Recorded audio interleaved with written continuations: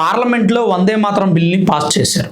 Vande Mataram bill అంటే వందే మాతరానికి ఎవరైనా వ్యతిరేకంగా మాట్లాడినా, వందే మాతరాన్ని అవమానించినా, జాతీయ గేయం పాడేటప్పుడు అవహేళనగా మాట్లాడినా వారిపై చట్ట ప్రకారం చర్యలు తీసుకోబడతాయి. ఎప్పటివరకు ఇలాంటి ఒక బిల్లు తీసుకురాలేదు. కానీ ఈ బిల్లును కూడా వ్యతిరేకిస్తున్నారు.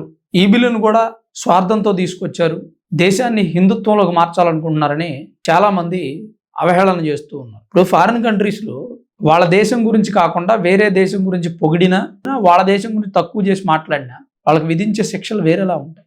ఎక్కడ దాకా ఎందుకండి?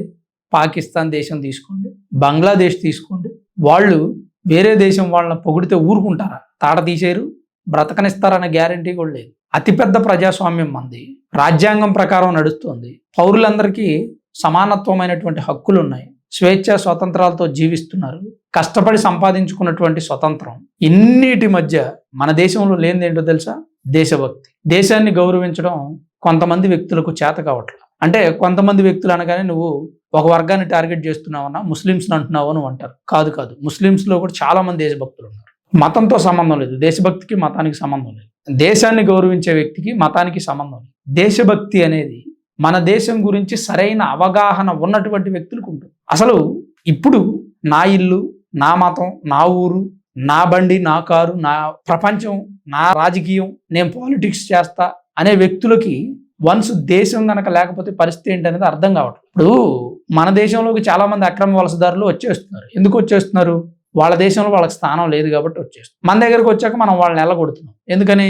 మన దేశంలో మనం వాళ్ళని ఉన్నాయో కాబట్టి. అంటే వాళ్ళకి ఒక స్థిరమైనటువంటి పౌరసత్వం లేదు, దేశం లేదు. వాళ్ళ దేశం ఆక్రమణకు గురైందో లేదా వాళ్ళ దేశంలో జరిగే అరాచకాలు భరించలేక వాళ్ళు వేరే దేశంలో చొరబడమే జరుగుతుంది. ఒకసారి భారతదేశంలో ఉన్న వ్యక్తులంతా కూడా ఈ దేశం మంద కాకపోతే పరిస్థితి ఏంటో ఆలోచించుకోవాలి. దేశాన్ని కాపాడుకోవడం ఎంత ముఖ్యమో దేశభక్తి ఉన్న వ్యక్తులు మాత్రమే కాపాడుకోగలరు అనేది కూడా నిజం. అది దాన్ని కాదంటున్నారు చాలా మంది. ఈరోజు అసదుద్దీన్ ఓవైసీ లాంటి వ్యక్తులు హిందుత్వం ప్రచారం కోసం వందే మాతరాన్ని బిల్లు పాస్ చేశారు, పాడాలని రూల్ పెడుతున్నారంటే పాడొద్దు. మీరు ఆ బిల్లు పాస్ అయ్యిద్ది, పాస్ అవ్వనివ్వండి, మీరు మౌనంగా నుంచోండి. ఇప్పుడు వందే మాతరం జరుగుతుందండి, స్కూల్లో అందరూ పాడుతున్నారా? ఏదైనా ఒక కార్యక్రమం జరుగుతుంది, అందరూ పాడుతున్నారా? సైలెంట్గా కామ్గా నుంచుంటారు. మొన్న నేను స్కూల్కి వెళ్ళాను, అక్కడ వందే మాతరం జనగణమన పాడుతూ ఉన్నారు. అక్కడ ఒక ముస్లిం టీచర్ ఉన్నారు, ఆమె అక్కడ నుంచి వెళ్ళిపోలా, కామ్గా ఆ ప్లెడ్జ్ జరుగుతుంటే దగ్గరగా నుంచొని కనీస గౌరవం ఇచ్చారు. అది కావాలి కదా. మీరు పాడండి, గొంతెత్తి అని చెప్పట్లేదండి, మీరు నిల్చొని కామ్గా సైలెంట్గా ఉండండి, అంతే చాలు. అది మీరు ఇచ్చేటువంటి గౌరవం. అది చేస్తే కూడా ఇక మేము విగ్రహారాధన చేసినట్టే అంటే ఇక ఏం చెప్పలేము. ఇది మీకు ఉండాలి. అది తీసుకొస్తోంది మీ గురించనే కాదు, ప్రత్యేకించి మీరు భుజాలు తడుముకుంటున్నారు అంతే. అందరికీ దేశభక్తి లేని ప్రబుద్ధులందరికీ కూడా వందే మాత్రం బిల్లు పాస్ అవడం అనేది నచ్చట్లేదు. సో ఈ వందే మాత్రం బిల్లు పాస్ అవడం కేంద్ర ప్రభుత్వం చేస్తున్నటువంటి ఏకపక్ష ధోరణి, ఏకపక్ష నిర్ణయం అంటున్నారు. మూజువాణి ఓటు ద్వారా మీరు బిల్లు పాస్ చేసుకున్నారు అంటారు. మరి మంచి నిర్ణయాన్ని మీరు ఒప్పుకోకపోతే ఏం చేస్తారు? ఇప్పుడు పేపర్ లీక్ వ్యతిరేక బిల్లును తీసుకొచ్చిందండి కేంద్రం, దానిని కూడా వ్యతిరేకించారు. విద్యార్థుల కోసం పోరాడతాం, విద్యార్థుల కోసం మేము యుద్ధాలు చేస్తాం, ఉద్యమాలు చేస్తాం అన్నారు. మరి విద్యార్థుల కోసం తెచ్చిన బిల్లును ఎందుకు వ్యతిరేకించారండి?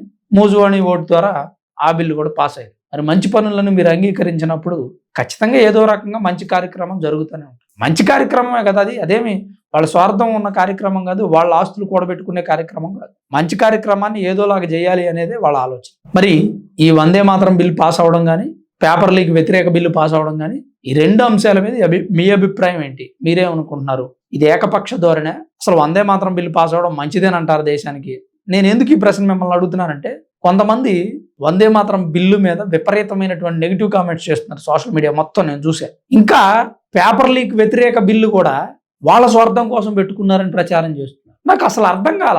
విద్యార్థులకు అన్యాయం జరుగుతుందని చెప్పేది మీరే, ఆ బిల్లు పాస్ చేసి విద్యార్థులకు అన్యాయం జరగకుండా చేద్దాంరా బాబు అంటే మళ్ళీ దాన్ని వ్యతిరేకించేది మీరే. ఇది ఎట్ట కరెక్టు వాదనో నాకు అర్థం కావట్లేదు. అందుకనే దీని మీద మీ అభిప్రాయాన్ని అడుగుతా ఉన్నాను. మీ అభిప్రాయం ఏంటనే చెప్తే దాన్ని బట్టి మీలో ఎంతమంది అసలు ఈ బిల్లుకి అంగీకరిస్తున్నారు, ఎంతమంది అంగీకరించట్లేదు, కేంద్రం తెచ్చింది కరెక్టా కాదనేది మనకు కూడా ఒక ఐడియా వస్తుంది. తద్వారా దాన్ని బట్టి నెక్స్ట్ వీడియోలో మాట్లాడుకునే ప్రయత్నం చేద్దాం. వీడియో చూస్తున్న ప్రతి ఒక్కరు దయచేసి లైక్ చేయండి. చివరి వరకు వీడియో చూసిన మీ అందరికీ పేరు పేరున ప్రత్యేకించి ధన్యవాదాలు.